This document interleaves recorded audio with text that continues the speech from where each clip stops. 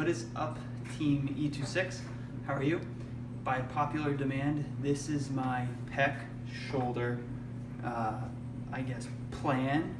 I would say like rehab, prehab, but I'm going to show you in three video sequences how I would go about the whole rehab, prehab process to what I would do and what I would prescribe to someone that came to see me, like an athlete that has like a pec strain or a shoulder overuse injury, say with the bicep or anything in the front of the shoulder.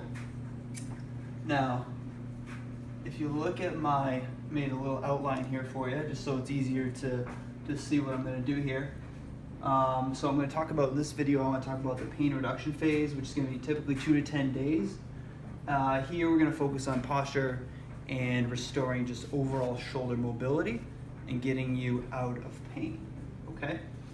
Like I said before in the Facebook group, Team E26 Less Ego More Iron, we want to reduce the volume a lot in this phase. Okay.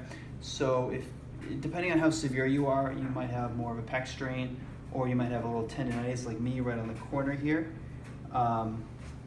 You're going to want to reduce however much you need to actually get better. So for me, I'm going to cut my volume probably the first couple days. I cut it. I didn't do anything. I didn't do any pressing. Now I'm going to start reintroducing things, but I'll explain what I've done in the last couple days right here. So we're going to talk about the relaxation drills and this specific core work. Relaxation drills are just about getting your body, your arm, your shoulder to move a little bit better, and then the core work is just about getting the obliques and the abdominals to stabilize the rib cage, which is going to help other muscles around the shoulder function a little bit better. Okay, so why don't I stop talking and show you some of these relaxation drills for the pec and the shoulder itself. So we'll start with the supine arm follow overhead, and then we'll go down the list in the quadruped, etc. Okay, so I'm going to hop on the ground now. So the shoulder overhead, all we're gonna do is we're focusing on the breath here. Again, this is what you use if you're very acute in pain. Brace your stomach, let your arms fall overhead lightly, emphasizing the exhale as you go overhead.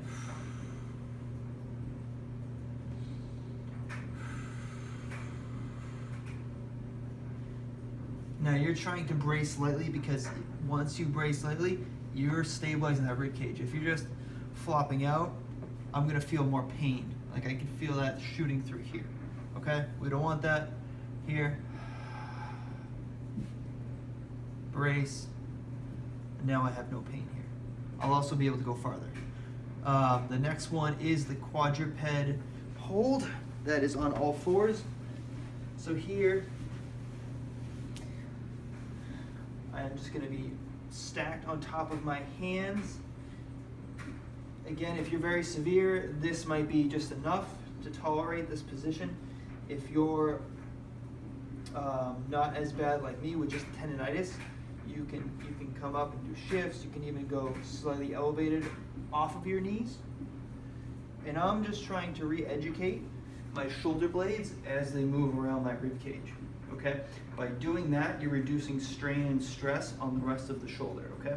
The pecs and lats, especially in my case with long arms, they try to do a lot of stabilization. So I really have to be on top of my core and the other muscles, like the serratus muscle. If you're familiar with that one, it holds that shoulder blade to the rib cage. Breathing drills, let's talk about that quickly. So if you go into that quadruped position, you can focus on your breathing. In the nose, out the mouth, focus on filling up your whole back space.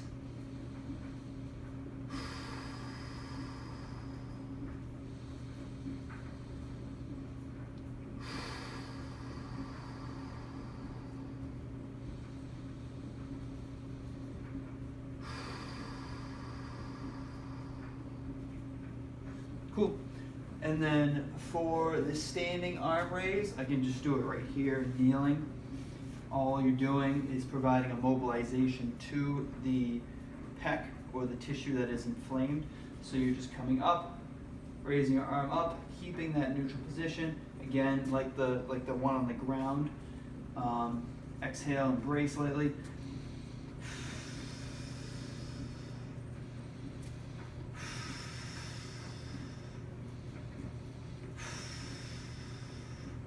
Again, this won't do much for me right now because I'm not super symptomatic. For those who are a little bit more symptomatic, say you've been doing push-ups every day for the last week, and say that tendon or that pec is inflamed, this is a drill that you're probably only going to get to here. That's good enough. You stop right before you have too much pain. Let's go into the core work. So we'll talk about, as you're probably all familiar with, we have planks, side planks, dead bugs, hollow rocks, V-ups. Let's just talk about the plank quickly. So for me, I'm going to show you this one on, I'm going to show you both elbows and hands. So I'm going to go here, should go right here. I'm just engaging my shoulders just a little bit on this plank. The point of this is to get the abdominals functioning with the shoulder again, hence why I'm loading on my arms here. Clawless close chain position, because the hands are fixed on the ground or elbows, and then plank from here, high level plank. Perfect. Again, we don't want to be like sagging in. We just want to be tall, just like that.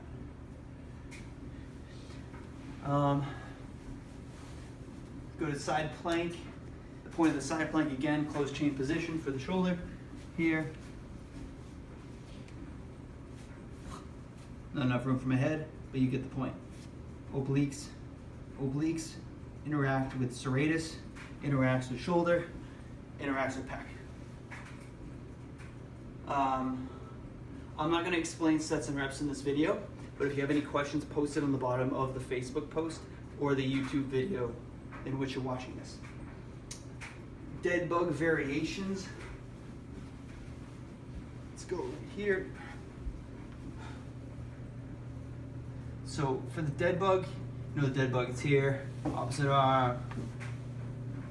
For this one, there's a couple ways we could do it.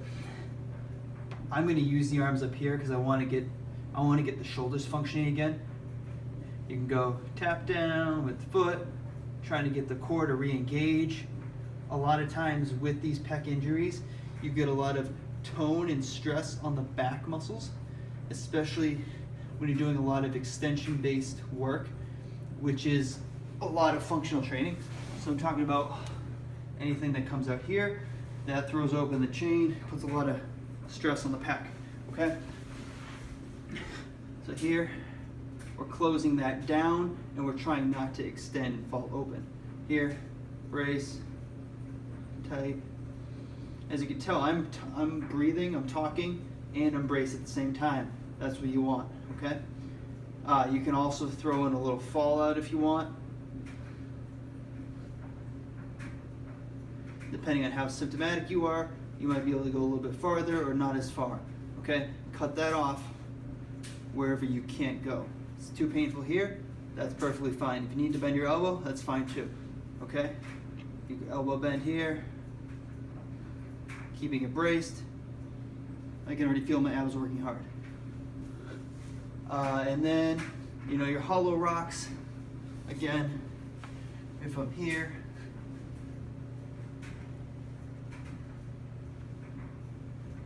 I can tolerate this right now. I've done a lot of work before this. If I just woke up, I wouldn't be able to do this. But right here, you might only be able to come here. So say if you're only here, that's fine too. If you start feeling a sharp pain, I wouldn't, honestly, there's so many other things you could do, like dead bug or the plank. I'd do that instead, okay? V up and crunch. So let's just talk about, I'm just gonna give you like a little bit of both here. So the crunch variation, I'm gonna start with my arms. All I'm gonna do is I'm gonna reach up and back down. So I'm making this more of a, just a straight up crunch. You can throw in the V up But for this, change my mind, I just want to do a crunch up. Here, crunch up. Now the point of this is actually to flex your spine throughout. So I'm just crunching up. Instead of, I'm not like lifting up straight, I actually want to flex and crunch, bringing my arms together, because that serratus muscle is going to follow the rib cage and the lower back. Here.